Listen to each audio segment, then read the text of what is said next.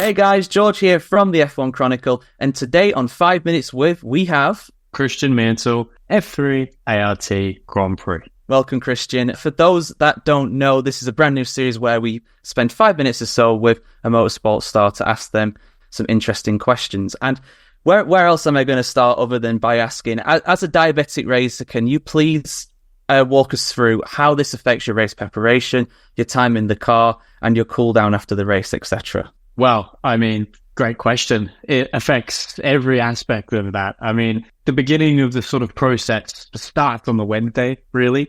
Sort of the actual, my sleep patterns, my food intake, my fluid intake, everything affects it. My emotions come into play as well.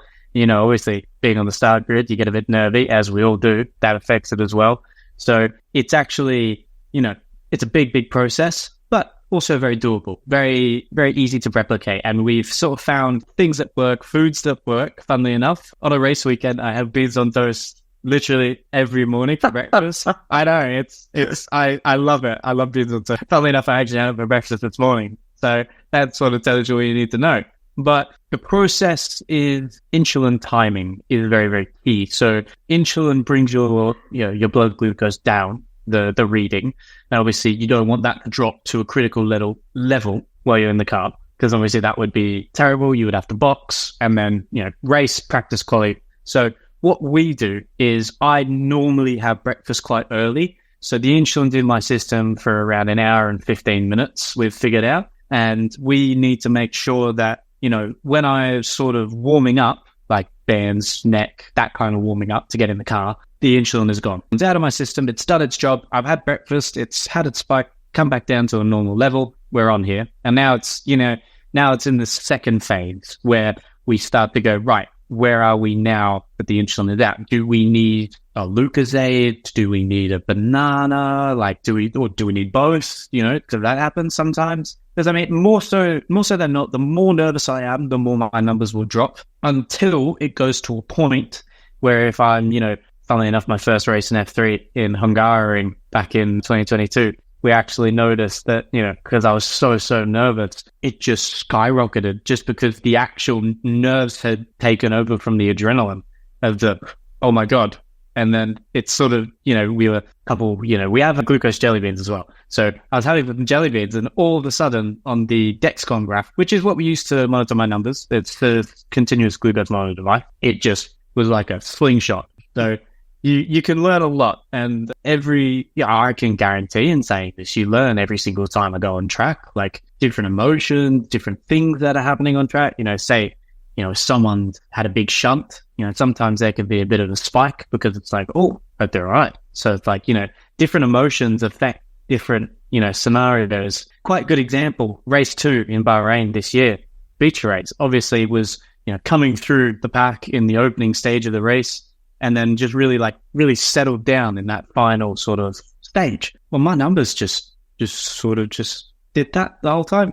But once I was making the passes, it was like boom, boom, boom, boom, boom, and then just settled. So it's quite, interesting because it's like what we learned from that race, we need to take into another race. And obviously ART Grand Prix, so much pressure and, you put pressure on yourself. So it's like I was running a little bit high that weekend because stress sort of bumps you up a little bit. So then we had to account for that, that's different levels or dosage of insulin and things like that. So it's all interchangeable is what I was trying to say. You can get lost if you don't know what you're doing. Absolutely. Yeah. No, that's very well explained. Thank you. And what advice would you give to other diabetic racers or athletes looking to get into sport? Because a lot of people might think that it's a barrier, but you seem to be coping very well. Well, I mean, look, don't get me wrong. It's always, it's always going to be there. You can't get rid of it. Once you go out, say in the swimming pool or on a track and field or in a race car, it's still there, right? So the work that you can do, and it's trial and error. Like when I first got diagnosed, I jumped back in a go-kart 2 weeks after I got diagnosed. Scariest thing ever, because, it's like everything's so new. What's going to happen? Are my numbers going to drop? Are they going to go high? Blah, blah, blah, blah, blah. All these thoughts. And then here's trial and error. See what works for you. We figured out over time that, as I said, nerves drop, excitement rise.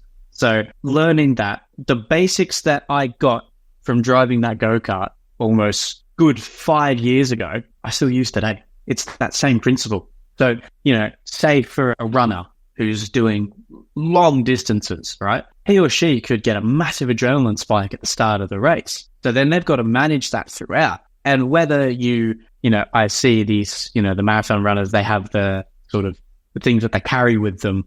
I don't have that luxury in the race car. Potentially, in the future, obviously, maybe in Formula 2, if I'm lucky enough to get there, which I hope, or Formula 1, even more lucky if I get there, I would have an interchangeable drink bottle between water and, Lucozade or Gatorade, something like that. But for them, they have 2 drink bottles that they can sort of do. Maybe one's water, maybe one's a sugary drink. So, and cyclists as well. I know there's actually a professional cycling team that are all diabetics. So that's really impressive. And like hearing about stuff like that, for me, that's inspiring. And I'm sure someone looking in on the outside at me having diabetes and then wanting to pursue, motorsport, I'm probably inspiring to them, which makes me absolutely over the moon that I'm able to do that. But it's there for the taking if you really want it.